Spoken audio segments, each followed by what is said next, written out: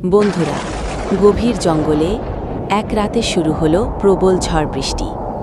মেঘের গর্জনে গাছ কাঁপতে লাগল, আর তীব্র হাওয়ায় সবকিছু উড়ে যেতে থাকল। সেই ঝড়ে দাদিমার ছোট্ট কাঠের ঘরটা ভেঙে গেল একেবারে। সঙ্গে ছিল তার প্রিয় বিড়াল টুকটুকে। দাদিমা আর টুকটুকে খুব কষ্টে সেই রাতটা কাটাল।